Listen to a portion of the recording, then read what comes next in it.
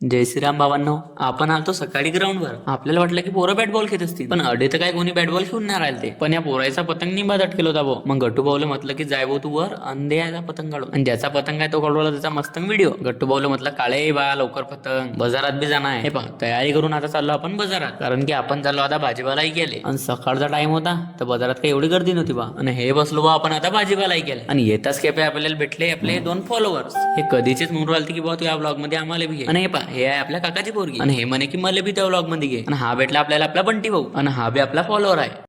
भाजीपाला ऐकणं झाल्यावर आपण आलो बा आता बँकेत, कारण की आपल्याला काढणं होते बा पैसे. हे पहा पैसे काढून आता चालू बा आपण गोलूभाऊच्या घरी. मग आल्यावर बा आपण गोलूभाऊच्या घरी. आणि हा दलिंदर बी आपल्या सोबतच आला होता. आणि गोलूभाऊ पोर आलता मोबाईल. याला म्हटलं सोडणार आहे बा मोबाईल. तेवढं झाला आपल्याला गणादाचा फोन. गणादाला म्हणे की आता चाल आपल्याला वावरात जाणार. हे पार भाऊ हे आलो आपण आता वावरात. हे पहा हे लावले आपण अडी गाडी. आणि आता चाललो आपण गणाच्या मागे मागे. हे पहा गटू भाऊ किती फटफट चालला. मग गणा भाऊ म्हणे की आता मी येतो हिरीकडून, तर लोक तुम्ही या निस्टेल नळ्या जोडून घ्या. आणि गटू भाऊ लागला नळ्या जोडायला. आणि हे जॉईनर होते डबेल, तर आपण ते उकरायला लागलो.